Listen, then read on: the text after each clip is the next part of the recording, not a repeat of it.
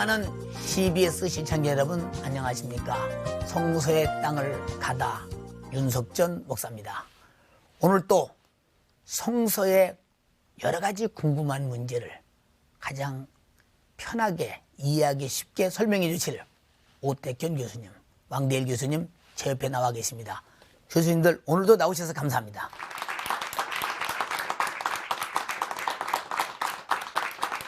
많은 사람들은 바닷물이 왜 썩지 않느냐, 그 이유는 2.5%의 짠 소금의 맛이 있기 때문이라고 합니다. 그러나 사해바다는 그보다 훨씬 짠데도 사해바다는 썩은 바다요, 죽은 바다입니다. 바로 바다가 썩지 않고 살아있는 것은 저 달의 인력을 인해서 바다를 밀었다 당겼다 하는 물을 움직이는 능력이 있기 때문입니다. 이 사해바다는 요단강과 갈릴리 바다로부터 계속 흘러오는 물을 받아들이기만 하지 또 나눠주지 않습니다. 저수지가 아무리 물이 많을지라도 농토로 흘러버리지 아니하면 농토는 농사를 질 수가 없습니다. 우리 신앙생활도 역시 아무리 내가 예수 믿고 구원받고 하나님의 사랑을 받았을지라도 이웃에게 전해지지 않으면 이웃은 멸망하고야 맙니다. 바로 이 사해바다가 주지 않는 바다, 그리고 자기 혼자 독점하는 바다, 이 바다는 어떤 바다인지 오늘 사해바다를 한번 보시겠습니다. 예루살렘 동쪽 50km 지점의 사해로 향했다. 들어오는 것보다 증발하는 물의 양이 많아 염분 농도가 보통 바닷물의 10배인 사해. 그래서 성경에는 사해를 염해라 불렀다.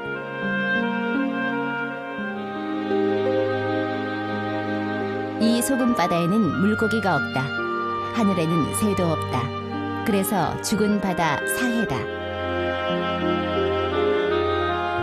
그러나 진한 소금기 덕분에 몸이 쉽게 떠오르는 재미로 인해 사해는 예부터 관광객들이 많이 찾는 유명 휴양지다. 그런데 최근 들어 이곳은 부의 근원지로 재탄생하고 있다. 물의 증발로 인해 농축된 풍부한 광물질이 재화의 창출을 불러오고 있는 것이다. 1952년부터는 사해 부근에 광물질을 추출하는 대규모 공장이 본격적으로 가동되고 있다. 또한 이 지역은 다른 곳에 비해 공기 중 산소 함유량이 10%나 높다. 이것이 사해 수면에서 증발하는 수증기와 합해져 심신 건강에 특효를 주고 있다고 한다. 이 때문에 사해 주변에는 몰려드는 관광객들을 위한 호텔 등의 휴양시설들이 날로 늘고 있는데, 죽은 바다 사해는 그 말을 캐올리는 부의 보고로 거듭나고 있다.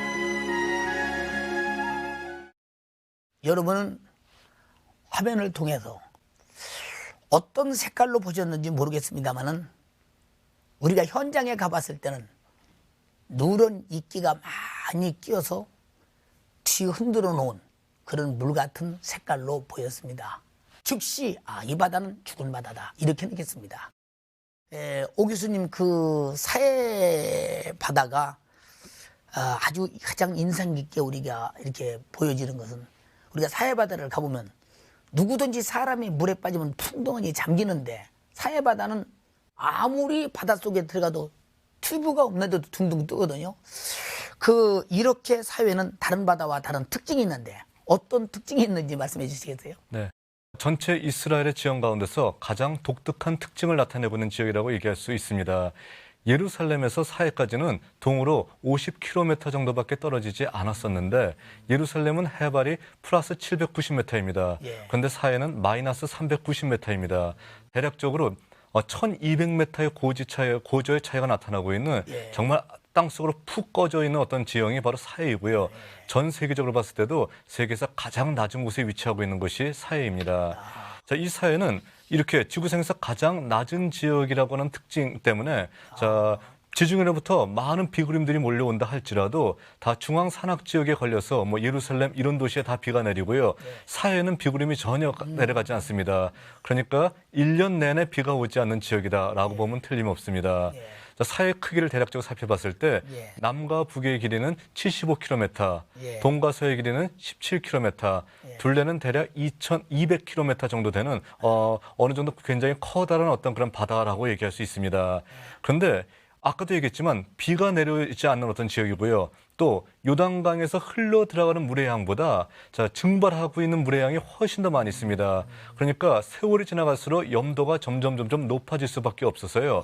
일반 바다보다 대략적으로 10배 정도 높은 염도를 가지고 있는 것이 바로 사해바다입니다. 자, 그렇기 때문에 사해바다에서 우리가 수영을 할 때 자, 목사님 말씀하셨던 대로 둥둥 뜹니다. 아무리 수영 못한 사람이라도 거기서 떠서 책 볼 수 있고 신문 볼 수 있는 어떤 이런 특징이 나타나고 있습니다.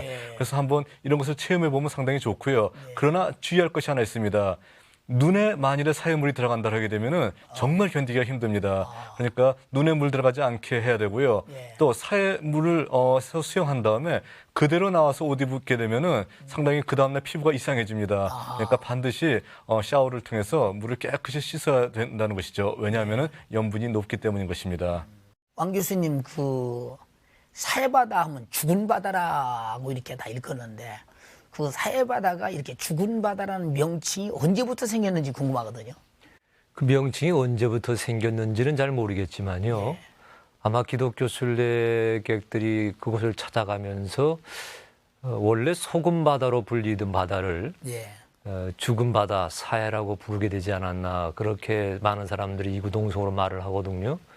사해바다를 찾아가게 되면 사람들은 좋습니다. 지금 말씀해 주시고 또 우리 화면에서 보는 것처럼 사람들이 수영을 하는데 물론 그 수영이 자유형이 아니고요. 배영하는 형태를 취해야 되죠. 물이 목구멍으로 들어가면 안 되니까 사람들은 즐겁게 놀 수 있지만은 그 휴양지에 세계가 없습니다. 조금 전에 오태경 교수님 말씀해 주셨듯이 비구름이 없기 때문에 비가 오지 않고요. 두 번째는 이제 고기가 살지 않습니다. 전혀 고기가 없고요. 세 번째는 바다라고 이름은 불려지고 있습니다만은 새들이 없어요. 날아다니는 참새 한 마리 없습니다. 이렇게 비도 없고 고기도 없고 새도 없고 아마 이런 까닭에 그 소금 바다를 향해서 죽은 바다 이렇게 불려지게 되지 않았을까, 많은 사람들이 이렇게 추측을 하고 있습니다. 목사님이 말씀해 주셨던 것처럼 받기만 하고 주지 않다 보니까 죽은 바다로 머물게 되었다라고 그렇게 말하는 게 정당하겠지요. 오 교수님, 그 사해바다 주변에는 큰 공장들이 우뚝뚝 서 있지 않습니까? 그 사해바다는 이제는 죽은 바다가 아니다. 그 사해바다를 통해서 이스라엘이 상당한 경제 발전을 가지고 있다는데 그 어떤 경제 발전을 가지고 오는지 궁금하거든요. 네, 물이 굉장히 짜서 전혀 쓸모없는 바다로 사람들이 알고 있었습니다. 그런데 최근에 들어서 그곳에 있는 물을 분석해 봤더니 자, 염화 마그네슘, 뭐 나트륨, 칼슘, 포타슘, 뭐 브로마이드와 같은 정말 귀중한 광물들이 그곳에 있는 것을 발견했던 것이죠. 그래서 사해를 중심으로 해서 이스라엘의 최대의 중화공업단지가 들어서게 됐고요. 이스라엘 백성들의 어떤 그런 경제의 가장 제1번지로서 사해가 자리 잡게 됐던 것입니다. 그래서 현재는 사해가 죽음의 바다가 아니라 생명의 바다로서 사람들에게 인식이 되고 있는 것입니다. 또 사해 바다의 물은 사람들의 인체에 굉장히 유익한 광물들이 많이 있습니다. 그래서 이것을 이용해서 화장품을 만들어서 전 세계에 수출하고 있는데요. 한국 사람들 아마 성지순례 갔을 때 가장 이스라엘에서 많이 사는 물건이 사해물로 만든 화장품일 것입니다. 굉장히 뭐 효과도 좋다라고 많은 사람들이 얘기하고 있는데요. 이 정도로 이스라엘 경제의 가장 커다란 버팀목이 사해바다로부터 나타나고 있다는 것입니다. 또 그리고 사해물이 굉장히 치료에 효험이 있다고 해서 피부병이나 류마티스를 고치기 위한 병원 또는 휴양시설들이 사해 근처에 줄지어 들어서고 있는 것입니다. 그러니까 이스라엘의 관광 산업에서도 굉장히 사해가 없어서는 안 될 어떤 바다가 되어버리고 있는 것이었죠. 재밌는 얘기 하나 하자면요. 그 옛날 이곳이 죽음의 바다라고 알려져 있을 때도요. 클레오파트라는요. 노예들을 시켜서 사해 주변에 있는 진흙들, 검은색 진흙들을 노예들한테 실려가지고선 이집트로 가져와서 그 진흙을 사용했다고 합니다. 아마 머드팩 했나 보죠. 그러니까 그 옛날에도 미인은 아마 이 사해 바다의 어떤 효능을 알고 있었던 것 같습니다. 오늘 교수님들 말씀 들어보니까 사해바다가 더 궁금하고 더 알고 싶은 게 많아지거든요. 우리 다시 한번 사해바다를 화면을 통해서 보시겠습니다.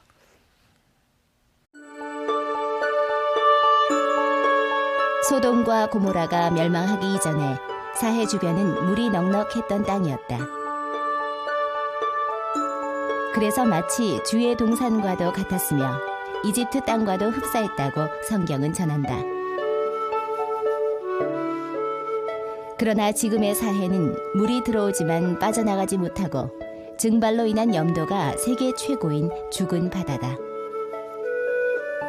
그래서 인체에 유익한 농축된 광물질들은 세계적인 관광 휴양지 그리고 부를 창출하는 중화 공업단지로 사해를 재탄생시켰다.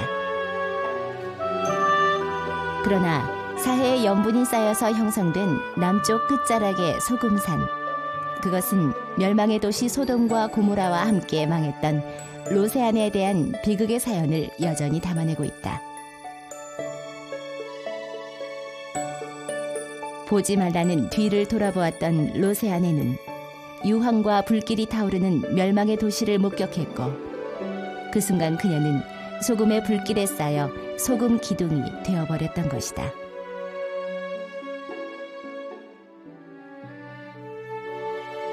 여호와께서 하늘 곧 여호와에게로서 유황과 불을 비같이 소돔과 고모라에 내리사 그 성들과 온 들과 성에 거하는 모든 백성과 땅에 난 것을 다 엎어 멸하셨더라. 로세안에는 뒤를 돌아본 고로 소금 기둥이 되었더라. 지금 우리는 사해바다를 화면을 통해 봤습니다.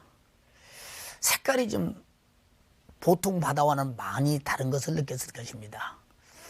이 성경에 나타난 이 사해바다는 사건들이 여러 가지가 있습니다.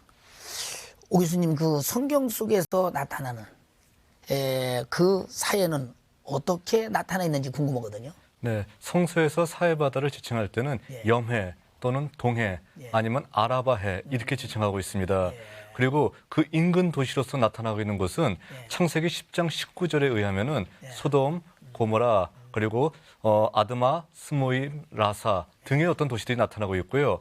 또 창세기 14장 2절에 보게 되면은 이 도시들의 왕의 이름까지도 나타내고 있습니다. 그러니까 굉장히 그 주변 지역에서 많은 사람들이 살고 있었다는 것을 우리에게 보여주고 있는 것이죠. 그리고 창세기 13장 10절에 보게 되면은 소알이라는 땅 역시 바로 이곳 사해 옆에 있었는데 자, 평가하기를 뭐라고 평가하고 있냐면은 이곳은 여호와의 동산 같고 애굽의 땅같이 기름졌던 장소이다라고 얘기하고 있습니다. 그리고 또 다시 얘기하는 것이 이곳이 여호와의 심판을 받기 이전이기 때문에 이렇게 좋은 땅이었었다라고 평가를 받고 있다는 것입니다. 그러니까 소돔과 고모라 때 주님의 어떤 심판을 받고요. 그리고 이것이 황폐하게 되었다라고 전해주고 있는 것이죠. 사해 근방에는 많은 어떤 우리 기독교의 유적들이 있습니다. 쿰란, 또 엔게디, 마사다 등의 어떤 유적들이 있고요. 가장 유명한 것은 바로 소돔과 고모라와 똑같은 소돔이라고 하는 도시인데 소돔에는 전체가 어떤 그 전체 산이 소금으로 이루어져 있는 소금산이 있고요. 그 소금산에는 소돔과 고모라 하게 되면 우리 누가 제일 먼저 생각나십니까? 아마 로세아네 아닐까요? 로세아네가 뒤를 돌아보다가 소금 기둥이 됐다라고 하는 그 전설에 맞춰서 로세아네의 기둥이 그곳에 서 있습니다. 교수님 말씀 들어보니까 사해바다가 인상이 바뀌어집니다. 지금 지식이 바뀌어지고 지금 어떤 지각 변동이 일어나는 것 같습니다. 많은 사람들에게서 많은 것을 배웠습니다. 왕 교수님, 그 사해 그 바다 주변에 소돔과 고모라 그리고 노새처의 그 소금기둥 사건, 이런 사건들이 많이 있지 않습니까? 이런 여러 가지 사건들 속에서 사해바다가 우리에게 주는 어떤 그 메시지가 있을 텐데 그 신학적으로 어떤 의미가 있습니까? 롯의 아내가 소금 기둥이 되었다고 하는 그 창세기의 말씀을 이제 찾아볼 수 있는 유적지는 사해바다 남쪽, 남동쪽이라 말해야 되겠지요. 조금 전에 우리 오 교수님 말씀하신 이제 그 지역과 관련되는데 지금도 이제 거기에 가게 되면 그 소금 기둥들이 많이 서 있거든요. 그 소금 기둥을 저희가 보게 될 적에 이제 롯의 아내를 생각하라고 하는 그런 유명한 장면을 떠올리게 되는데 사실은 이제 그 롯의 아내 이야기와 함께 우리가 기억하고 싶은 것은 그 일대가 비옥한 그 평야지대로 연결되어 있다고 하는 그런 사실이죠. 아주 일찍서부터 그 소돔과 고모라를 중심으로 요단강을 거슬러 올라가게 되면 요단더에까지 이르게 되고 또 그것이 모압평형과 연결되고 해서 거기에 이제 농경지 재배가 가능했던 것으로 여겨지고 있습니다. 그러니까 이제 소돔과 고모라가 바로 그렇게 소위 그 농경지에 그다음 그 정착 생활에 풍요와 번영을 갈구하면서 성적으로 타락해 가는 전형적인 도시 문명의 상징을 보여주게 되었거든요. 하나님께서 비슷한 시기에 아브라함도 찾아가시고 롯도 찾아갔습니다. 근데 아브라함을 찾아가서는 내년 이맘때에 네 아내 사라에게 이삭이 태어날 것이라고 하는 축복의 메시지를 주셨고요. 그 다음 롯을 찾아가서는 소돔과 고모라를 불로 심판하시겠다는 심판의 메시지를 주셨거든요. 그러니까 한쪽에는 축복, 한쪽에는 저주의 심판을 하나님께서 동시대에 내리신 것으로 볼 수가 있습니다. 이 사건을 가만히 생각하게 되면 축복받을 만한 사람 아브라함의 신앙과 삶을 생각하게 되고요. 저주받아야 되었던 롯과 그 소돔성을 생각하지 않을 수가 없거든요. 그러나 하나님이 은혜를 베푸셔가지고 롯은 롯과 가족을 함께 구출하지 않습니까? 근데 롯의 아내가 뒤를 돌아다 보았다고 하는 것은 저가 놓고 온 소위 삶에 대한 연민이겠지요. 어떤 그 땅의 정착 생활, 부귀로운 삶, 물질에 연연했던 욕심, 그런 거를 뒤돌아보다가 소금 기둥이 되고 말았다고 하는 것을 생각하게 되면 지금도 그 사해바다 남단에 있는 소금 기둥의 자취들이 우리로 하여금 무엇을 봐야 될 것인지를 늘 그 깨우쳐주고 있다라고 그렇게 다짐해야 되지 않을까요? 우리는 앞을 보고 위를 봐야지 뒤를 보고 밑을 보다가는 지금도 남아있는 소금 기둥처럼 우리의 삶의 이정표가 보잘것 없어지지 않을까요? 그런 교훈을 마음에 새겼으면 합니다. 아마 롯의 처가 뒤를 돌아볼 때 아마 소돔과 고모라에 자기가 애지중지 살았던 그 모든 살림, 생활, 경제 이런 터전을 보면서도 뒤돌아보기도 했겠죠. 또 한편으로는 이런 생각도 나요. 설마 불이 쏟아지겠는가? 그렇죠. 그런 의구심도 아마 가지고 돌아보지 않았나 이런 생각도 해봅니다. 왕 교수님 그 사회는 이렇게 그 도덕적으로 성적으로 타락된 도시라고 구약에 말하지 않습니까? 그러나 그때 또 도덕성을 부르짖고 윤리를 부르짖고 그때 잃었던 그 SNF와 콩남 공동체가 사회 주변에 있었다고 그러거든요. 그 좀 설명해 주시겠어요? 제가 몇 해 전에 그 사해바다를 찾아갔을 적에 먼저 그런 기회를 한번 가졌어요. 사해가 얼마나 넓은지도 한번 보았고 지도로 보았습니다. 그 사해바다 주변에 어떤 도시들이 또 어떤 마을들이 어떤 공동체가 있는지를 볼 수 있는 기회가 있었는데요. 참 재미있게도 저 남동 쪽에는 소돔과 고모라를 중심으로 한 번영된 도시 문명이 있었지만 저 북서쪽으로는요. 그러니까 정 맞은편입니다. SNF가 살았다고 여겨지는 쿰란 공동체가 있거든요. 사해바다를 끼고서 한쪽에서는 타락했던 도시, 한쪽에서는 정말 그 메시아를 기다리면서 금욕 생활을 했던 종교적인 공동체가 형성되어 있었다는 사실이거든요. 그래서 이런 지도의 모습을 먼저 공부하고 난 다음에 현지를 한번 찾아가 보았을 적에 자, 사해가 우리에게 주는 의미가 무엇일까? 여기서 우리가 무엇을 배워야 될까? 한동안 많은 생각을 가졌던 적이 있었습니다. 제가 마음에 이제 정리했던 생각은 같은 그 죽음의 바다, 또 짠 바다를 앞에 놓고도 한쪽에서는 물질적인 번영과 타락으로 치달았지만 또 한쪽에서는 그걸 절제하면서 말씀을 묵상하고 또 메시아를 기다리는 신앙 공동체의 모습을 지녔거든요. 어쩌면 우리 인간들의 살아가는 삶의 어두운 면과 밝은 면을 동시에 비춰주는 현장이 사해바다가 아닐까. 우리 속에도 때로는 어두운 면이 있고 밝은 면이 있는데 어두운 면은 죽이고 밝은 면은 살리면서 우리가 생명을 지향하며 살아가는 그런 삶을 살아가야 되지 않을까. 사해바다 한번 쭉 돌아다니면서 그런 것을 배웠던 적이 있습니다. 그 바다의 그 주변 역사를 통해서 사해바다의 의미를 더 깊게 오늘 교수님들 통해서 공부했거든요. 너무 참 좋은 말씀 감사했습니다.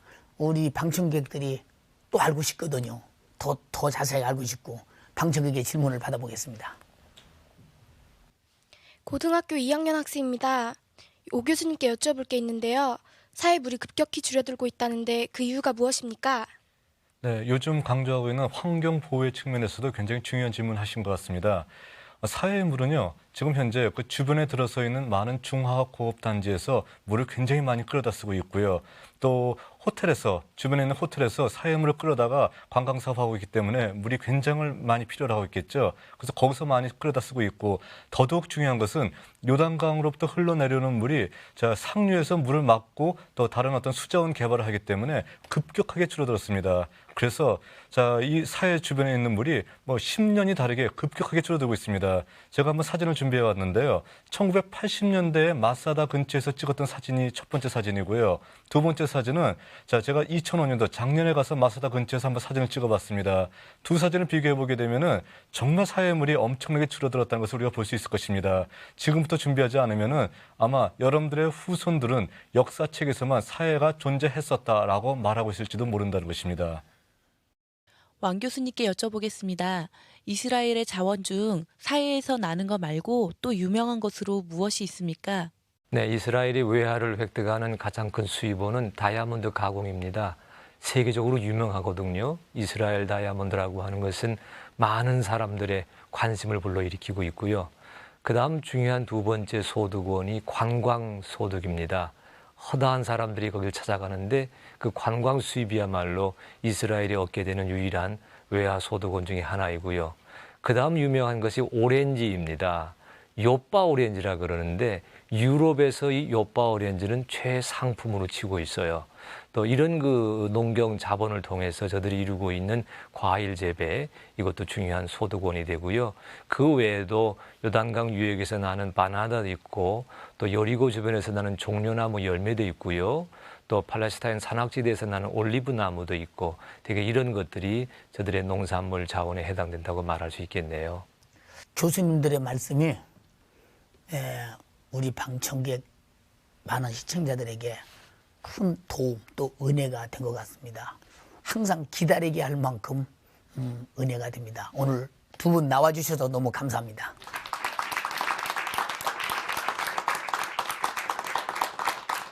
사해바다를 생각하면서 영적인 의미가 무엇인가 한번 생각해 보았습니다.